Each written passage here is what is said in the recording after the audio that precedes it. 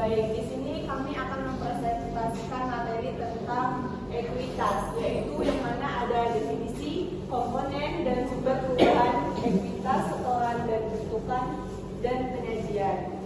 Baik, langsung saja untuk pemateri 1. Kepada pemateri 1, saya persilakan.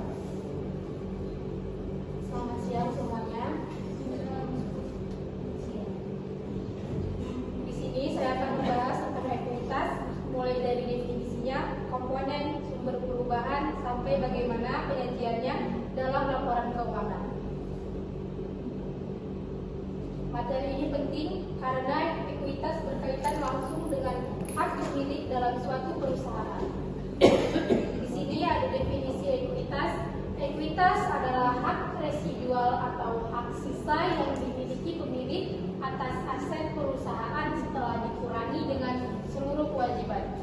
Secara rumus, ekuitas sama dengan aset dikurangi liabilitas. Contohnya, suatu perusahaan mempunyai aset 100 juta dan utangnya 40 juta. Berarti ekuitasnya 60 juta. Yang artinya 60 juta itu yang benar-benar jadi hak pemilik. Jadi, ekuitas bisa kita anggap sebagai kekayaan bersih suatu perusahaan.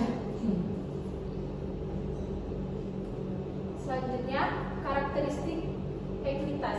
Ekuitas mempunyai beberapa karakteristik. Yang pertama, dia adalah hak pemilik.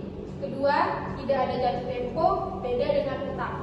Ketiga, tidak wajib dikembalikan. Keempat, menanggung risiko. Kalau perusahaan rugi, pemilik yang kena. Kalau perusahaan untung, pemilik jadi yang menikmati. Jadi, bisa dibilang ekuitas itu high price, high return. Selanjutnya, ada komponen ekuitas. Ekuitas itu tidak cuma satu angka, tapi terdiri dari beberapa bagian, yaitu modal disetor, laba ditahan, cadangan, dan komponen lainnya. Setiap komponen ini punya asal dan fungsi yang berbeda, jadi penting untuk dipahami satu persatu. Modal disetor yaitu modal yang berasal langsung dari pemilik atau investor. Ini biasanya muncul di awal pendirian perusahaan atau saat ada penambahan modal dalam perusahaan berbentuk PT. Modal disetor ini terdiri dari modal saham dan aigo saham. Contoh modalnya, saham dengan nilai nominal 1 juta dijual dengan harga 1.500.000. Contohnya, saham dengan nilai nominal 1.000 dijual dengan 1.500.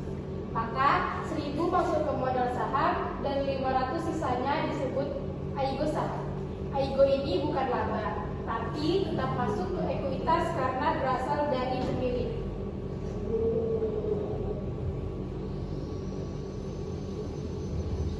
Selanjutnya ada laba ditahan.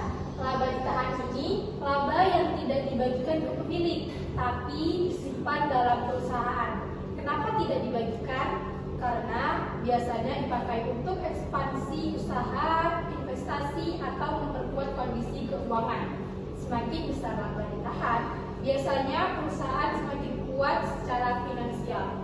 Contoh, cadangannya adalah bagian dari laba yang disisihkan untuk tujuan tertentu. Misalnya, untuk cadangan umum, cadangan ekspansi, atau cadangan darurat. Ini penting sebagai bentuk antisipasi kalau terjadi risiko di masa depan. Selanjutnya akan dijelaskan oleh rekan saya.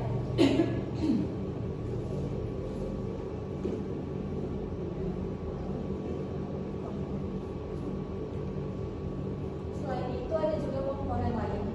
Komponen lain seperti selisih evaluasi, aset, atau keuntungan yang belum direalisasi. Biasanya ini muncul di perusahaan besar atau yang sudah go publik. Perubahan ekuitas. Ekuitas itu tidak selalu tetap, tapi bisa berubah setiap periode. Perubahan ini terjadi karena aktivitas perusahaan, baik dari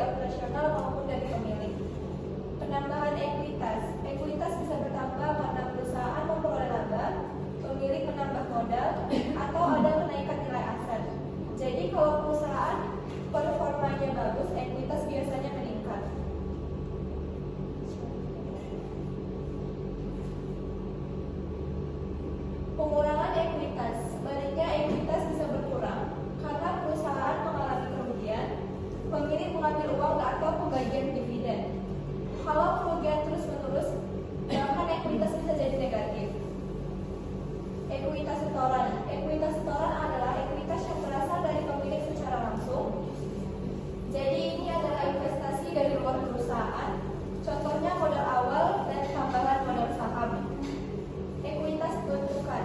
Ekuitas bentukan adalah ekuitas yang berasal dari hasil usaha perusahaan sendiri.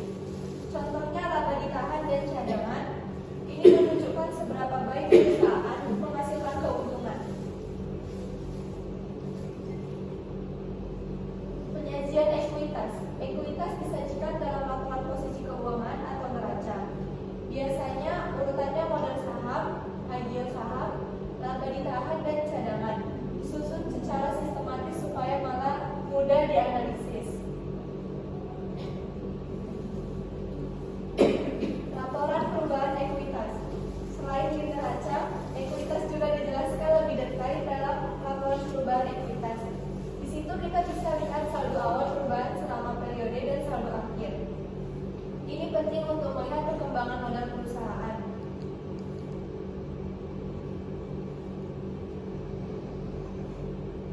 Contoh perhitungan, misalnya ekuitas awal 50 juta, laba 20 juta, dividen 5 juta.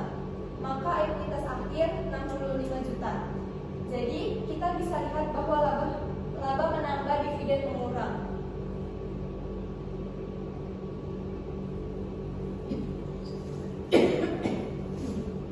Baik, terima kasih kepada materi 1 dan materi 2 yang telah mempresentasikan materinya. Lanjut selanjutnya yaitu kita akan membuka sesi tanya jawab. Dan di sini untuk membahasnya ada kelompok 10.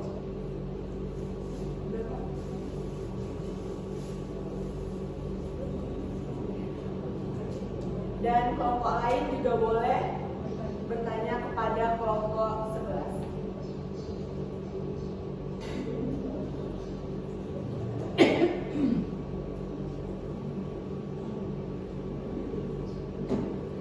Baik, kepada kelompok 10 kami persilahkan.